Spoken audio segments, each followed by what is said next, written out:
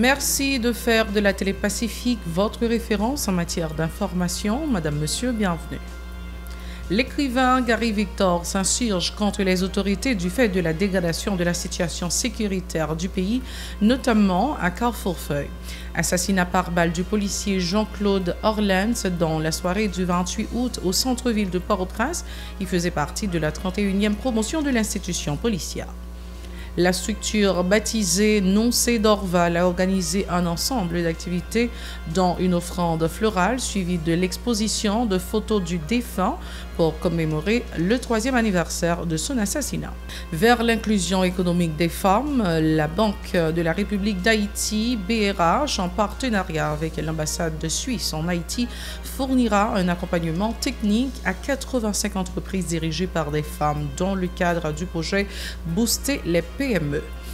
Des bouquinistes sont en rogne contre les autorités en raison du ralentissement de leurs activités en cette période de crise socio-économique sévère.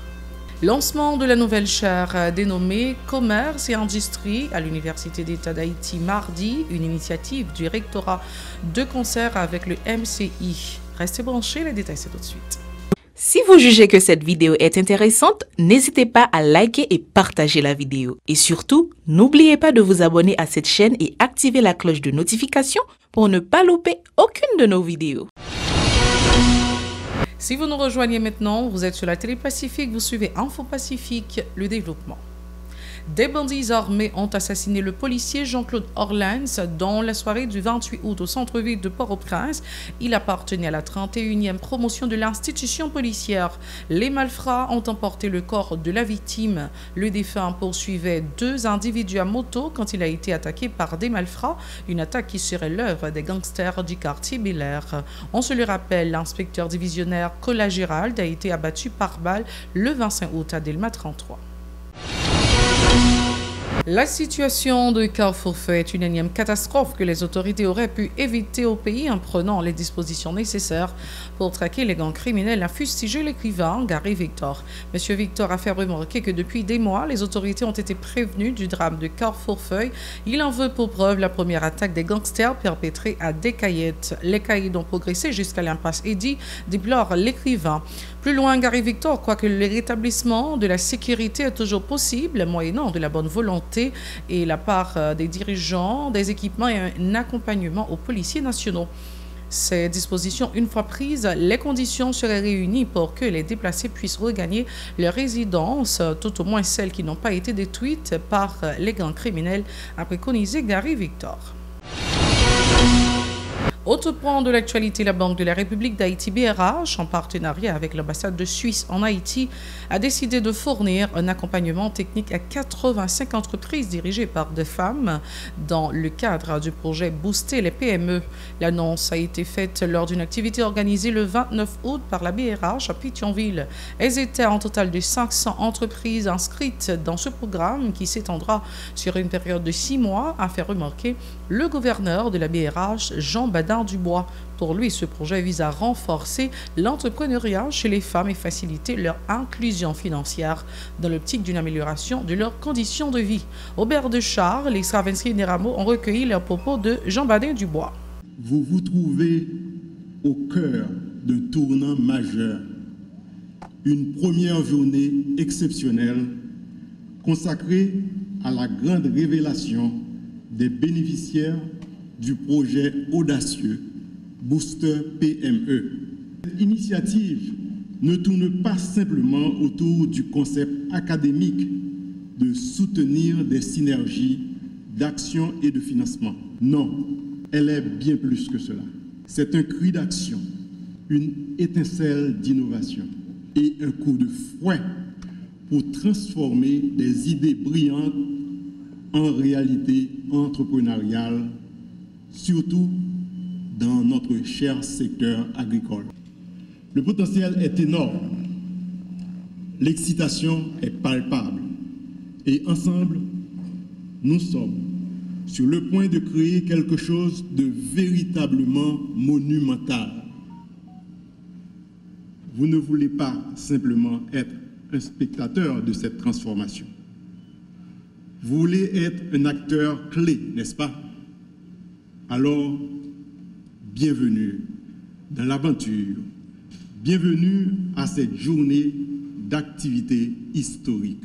Présente à la cérémonie, la ministre à la condition féminine et aux droits des femmes, Sophia Lereus, a applaudi cette initiative, indiquant qu'elle pourra contribuer à l'intégration économique des femmes. Ces dernières pourront également participer à la dynamisation du secteur agricole et au développement de leurs communautés respectives. Pour la ministre, il est impérieux d'encourager les petites et moyennes entreprises dans le pays. Suivez.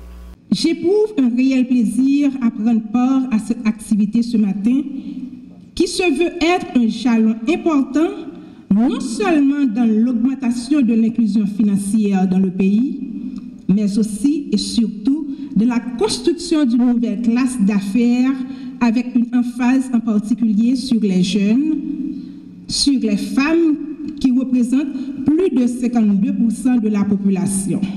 Le gouvernement que j'ai l'honneur de diriger, selon les dires du Premier ministre, par ma présence ici ce matin, salue et exprime tout son soutien aux activités du projet cadre national de financement agricole visant à relancer la production nationale en mettant en évidence les potentialités du secteur agricole qui constitue un peu plus de 40% de la main-d'œuvre haïtienne. Je félicite ces 85 entreprises gagnantes dirigées par des femmes pour leur esprit de créativité, leur sens d'initiative et leur engagement à contribuer au développement du pays.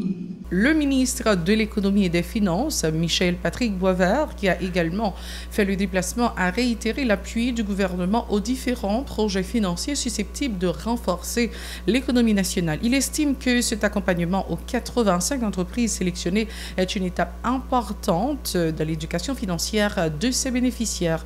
Ces déclarations, Miko d'Aubert Charles et Extravinsky des Rameaux. Mesdames, Messieurs, depuis déjà quelques bonnes années, l'État haïtien, à travers la Banque de la République d'Haïti, s'est engagé dans un processus d'inclusion financière de toutes les forces vives de la nation. Sans embâche, on peut dire que ce processus avance en dépit des obstacles et des défis de tous ordres.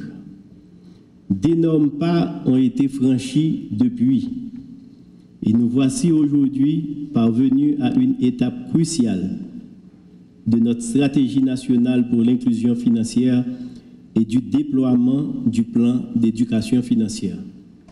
Ces deux approches, stratégiques et opérationnelles, ont permis de toucher simultanément les deux groupes cibles, les femmes d'une part et les micro, petites et moyennes entreprises d'autre part.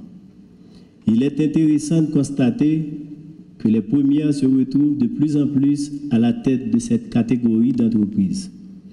En orientant l'application de notre stratégie vers des acteurs de la production locale, notamment la production et les services des chaînes de valeur liées au secteur agricole, axe essentiel de la croissance, nous atteignons dans un même mouvement plusieurs éléments de notre vision pour la relance de l'économie de notre pays. La structure baptisée Nocé d'Orval a commémoré le 3e anniversaire de l'assassinat du bâtonnier en organisant plusieurs activités, dont une offrande florale suivie de l'exposition de photos du défunt le 28 août. Le responsable de la dite organisation, Iswick Théophin, en a profité pour appeler les instances concernées à mettre des moyens à la disposition du juge chargé de l'instruction du dossier en vue d'accomplir sa mission. Il est au micro de Yasmine Sanon et Myriam Auguste. Commémorative 3 ans assassinat de M. Orval et nous tous connaissons dans quel contexte il est assassiné. Eh bien, je dis à nous-mêmes au niveau des structures, nous, c'est d'Orval, nous développons une responsabilité pour organiser toute une série d'activités en mémoire des bâtonniers de M. Orval. Et juge la la loi comme boussole. Donc, il doit appliquer la loi et faire un travail des deux ou de force. Et nous adresser auprès de l'ensemble des institutions dans le pays, notamment CSPG, nous demander pour octroyer suffisamment des supports, moyens et accompagnement avec juge et instructeur pour capable de mener à bien dossier ça, parce que nous estimons que nous avons un genre qui météo au-dessus de la justice, comme quoi il ne pas répondre aux questions de la justice. Donc, nous demandons pour accompagner le juge dans ce sens-là. Nous écrivons avec OPC également, nous demandons comme instance qu'il a pour protéger les citoyens. Nous faisons des recommandations pour que l'accompagnement structure nous, c'est dans la bataille, la peine pour justice établie dans le pays. Nous demandons pour que l'accompagnement juge d'instruction, eh bien, il faut qu'il y ait des moyens, il faut qu'il y ait des protections pour mener à bien l'instruction. Nous disons qu'il faut qu'il y ait une enquête qui est diligentée pour nous déterminer les responsabilités de chaque monde qui participe dans l'AXA. Autre dossier, des bouquinistes sont en rogne contre les autorités à raison du ralentissement de leurs activités. En cette période de crise socio-économique sévère, pour eux, les affaires ne sont pas florissantes alors que la date du 11 septembre retenue pour la nouvelle rentrée scolaire approche à grands pas. Ils sont très peu ceux qui ont déjà effectué les préparatifs pour leurs enfants. À cette occasion, on fait remarquer ces petits détaillants. Ces derniers en ont profité pour s'en prendre à des responsables d'école qui ont contraint les parents à acheter les uniformes et les fournitures scolaires dans leurs établissements. Ils se sont exprimés au micro de Yasmine Sanon et Grégory Raphaël. Nous-mêmes marchons, qu'on y a là, nous, c'est poussière dans le bois là parce que nous ne pas vendre. Pour qu'ils s'en nous joignons les gens qui fait nous vendre. Problème, nous encore, nous disons, ah, mon cher, l'école là, qui a saisi tout papier, et c'est dit, nous mettons encore pour nous bailler, qu'on y a même au livre. C'est ça le problème, nous là, nous ne pas jamais vendre. L'école même qui va prendre papier dans le même monde, pour l'autre problème encore, problème l'argent, fait, il n'y a pas qu'à même faire rien. On voit ces problèmes, nous, ça, dans la rue, nous pas vendre. Bagay yo là, yo dit pour nous, nous pas faire quoi, nous pas vendre. Il y a des gens même, nous pas qu'on avenir pour aller à l'école l'année là. Un pile parents yo, y a passé ou relé yo.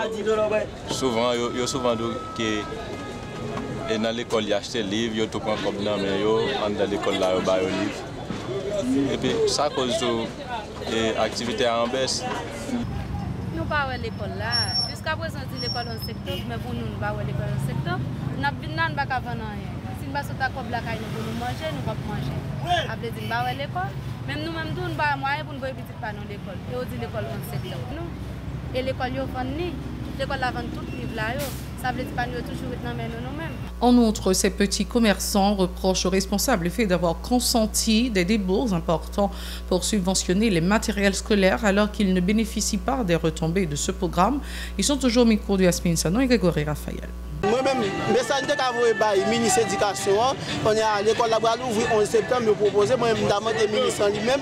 Bon, qui ça lui-même il fait pour parents, nous-mêmes, nous séparons tout. Si nous avons un bagage qui fait, nous-mêmes, nous bénéficions de tout parce que pas de subvention qui baille pour parents, nous aller mieux parce que nous toujours dans la misère, dit pour tout le monde, le ministre de l'Éducation lui-même dans le pour ta dire un mot, dans bagage ça lui-même pour même faire une subvention pour parents dégager nous-mêmes, bouquinistes nous dégager nous vendons tout. Parce que si l'autorité n'a pas dit un mot pour nous-mêmes parents, mais en ça nous pas à l'école là même, pour nous aller, qu'on y a même, pour bagage avenir même bagage monter et l'autorité même pour qui dit un mot pour nous-mêmes parents, nous nous aller mieux. Sauf que moi c'est que il y a des mesures qui sont capables de prendre pour ça. De façon qui sont capables d'arranger et puis pour améliorer nous-mêmes qui sont dans la rue. Nous, Bolari, nous n'avons pas jamais de respect de notre travail. Parce que nous serons nous-mêmes, pour avoir un pile valeur dans la société, parce que nous voulons aider l'État, mais l'État ne comprend pas nous. Pour qui ça l'État ne comprend pas nous? Nous avons une indication, nous fait une indication, son bagage pour l'État d'aider en pile. Mais nous-mêmes, personnellement, nous-mêmes, on a Haïti, ça va aller. Nous-mêmes, les misères n'ont passé là. Pour corriger sur nous, Bolari, là. Pour moi, là, là, pas bon pour nous. La pluie tombe, ça va mouiller. Par contre, c'est une autorité. Parce que nous veillons, nous là. Et ça, chaque coup, je claire pour aujourd'hui. Dans la métropole du Sud, l'activiste politique Franklin Mondésir s'oppose catégoriquement à l'envoi éventuel d'une force étrangère sur le sol national sous prétexte d'aider à la lutte contre l'insécurité. Il appelle à l'unité de tous les acteurs en vue de trouver des pistes de solution à la crise multidimensionnelle qui ronge le pays. Écoutons-le au micro de notre correspondant Franzo Laguerre. Nous avons une force, nous ne sommes pas là, 65% de gens qui sont dans le pays, pour nous, le pays n'a pas fini. Normalement, ensemble des militants au Cap, Gonaïve, Port-au-Prince, on prend Miagouane et Jacmel, Okaï, Jérémy. Nous entendons pour nous planifier les manifestations, une révolte nationale. Aucune force étrangère ne peut pas venir là. Mais c'est nous-mêmes en tant qu'Haïtiens qui prendre conscience. On prend politiciens, commerçants, religions, mais pères, pasteurs, vaudouisants, les lèvres pour nous faire bataille pour nous sauver le pays. C'est sur ce point que nous mettons une fin à ce journal. Merci d'avoir été des nôtres. Restez branchés à la Télé Pacifique pour le reste de la programmation. Vous connaissez déjà la formule, bien sûr. Soyez très très prudents car les temps sont durs. Au revoir.